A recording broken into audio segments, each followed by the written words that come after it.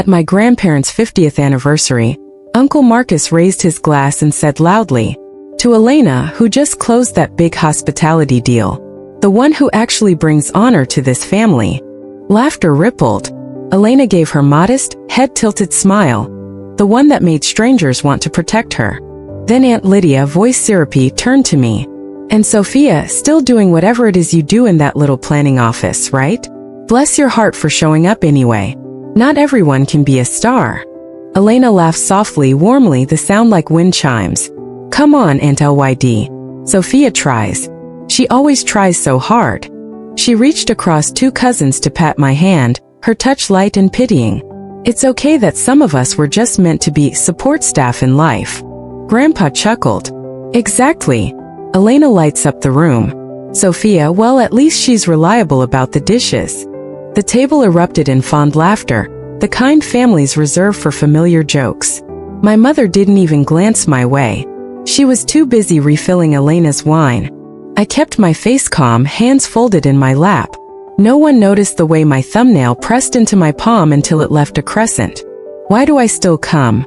The question sat in the silence after their laughter died, unanswered, hanging over the candles like smoke.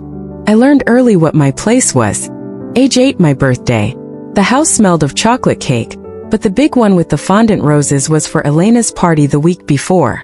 Mine was a supermarket sheet cake with my name misspelled in blue icing. Sophia. They never fixed it. Elena got the new bicycle with the pink streamers. I got her old one, repainted a dull maroon. "Hand-me-downs build character," Dad said, ruffling my hair while everyone sang to her first. I smiled anyway. I always smiled. At 13 Christmas Eve, the cousins performed a talent show in the living room. Elena sang. Her voice wasn't perfect, but the way she held the room, had high eyes sparkling, made everyone lean forward. When it was my turn to read a poem I'd written, Grandpa fell asleep halfway through. Aunt Carla whispered loudly, "Elena's the performer. Sophia's more the quiet type. We love her for it." I finished the poem. No one clapped. Elena hugged me afterward, smelling like vanilla and new perfume. "That was so sweet, sophomore, really. Maybe next year you can help with my backing track." 16 High school graduation. Elena graduated the year before, summa cum laude, full scholarship announcements in the local paper. My ceremony. I stood on stage for National Honor Society, but the principal mixed up my name with another girl's. In the audience, Mom was filming Elena doing a victory dance for some cousin's phone. Later at dinner, Uncle Victor raised a toast. "To Elena, who sets the standard, and to Sophia, who keeps the family grounded." I kept the family grounded. That was my role. 24, the first family wedding after I moved out. I came home for Cousin Theo's rehearsal dinner wearing a simple black dress I'd bought with my first real paycheck. Elena arrived in red, laughing, already telling stories that had the table in stitches. Someone asked what I was doing. "Urban planning consultancy," I said quietly. Elena waved a hand. "She draws maps or something." Adorable. Meanwhile, I just landed that brand ambassador gig. The one with the travel and the photo shoots. She winked at me. "We all have our lanes, right?" I nodded. My lane had taken me to late nights in a small shared office, poring over blueprints no one in this room would ever see. My lane had taken me to quiet meetings where people twice my age listened when I spoke.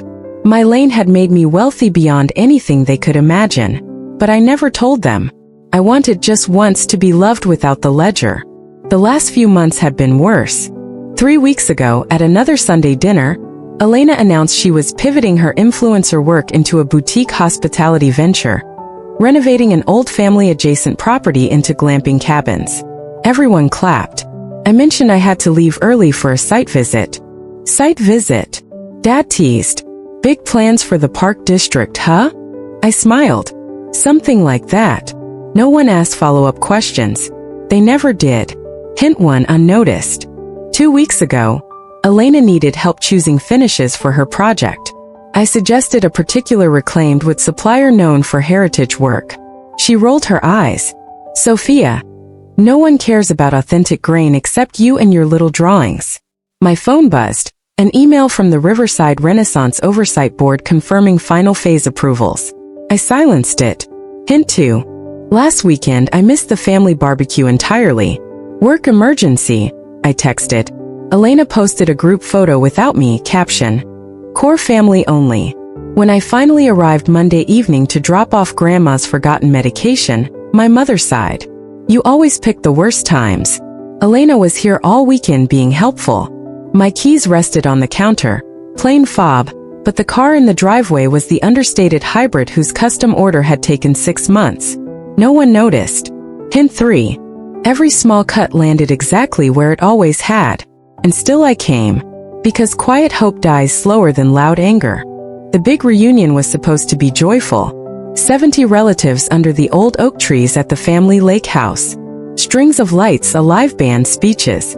Elena's hospitality project had secured a mystery premier partner. And tonight was the announcement. Investors were flying in. The future of the family name, they kept saying. I wore a plain gray dress. Sat near the back. The speeches began. Grandpa praised Elena's vision. My father announced the partnership that would turn their modest construction sidelines into something legacy-worthy. Then a sharply dressed woman in a navy suit stepped to the microphone. Legal counsel for the partner firm. We're thrilled to formalize this. The Riverside Renaissance Extension project requires one final binding signature from the principal architect and majority stakeholder of Ether Design Collective. Without her approval, the master plan integration and funding tranches cannot proceed. She looked down at the documents. That principal is Sophia Loran. Is Sophia here? The microphone feedback squealed. The entire gathering froze. Eyes turned, first confused, then disbelieving, then wide. My name on the contract. My professional title. The woman whose quiet signature controlled tens of millions in urban transformation, whose firm had reshaped entire districts while I sat at the children's table. Elena's face drained of color. My mother's hand flew to her mouth. Grandpa looked like someone had struck him. I stood slowly. The room was silent except for the distant lap of lake water. The lawyer approached with the folder, respectful. Ms. Loran, if you could review and sign. I took the folder. I scanned the pages I already knew by heart. The project they wanted, the one that would save their finances and elevate Elena's brand, was entirely dependent on the quiet daughter they had spent 30 years diminishing. I closed the folder gently and handed it back. No, I said. Calm. No anger. Just fact. A beat of stunned silence, then the storm. Sophia, don't be ridiculous, my father hissed. This is family. Elena's eyes filled with perfect performative tears. I can't believe you'd sabotage us. After everything we've done for you. Aunt Lydia. She's always been jealous. This is classic Sophia. My mother reached for me. You're tired, sweetheart. You don't mean this. I looked at them, really looked. The same faces that had ranked me beneath my sister at every birthday, every holiday, every quiet moment of my life. The gaslighting was instant, practiced, seamless. They rewrote the last 30 seconds as my pettiness, never once questioning the 30 years that led here. I said nothing more. I simply became still. Then I turned and walked through the crowd that parted like water. No one stopped me. No one apologized. Outside, the night air was cool. Fireflies rose from the grass. I paused by the old oak where I used to hide during parties, reading books by phone light while laughter spilled from the house. My hand brushed the rough bark, the same tree that had witnessed every overlooked year. A single low branch still bore the faint scar where Elena and I had once carved our initials as kids, hers deeper, mine almost worn away by time and weather. I left it there untouched. The leaves still fell the same way whether anyone watched or not.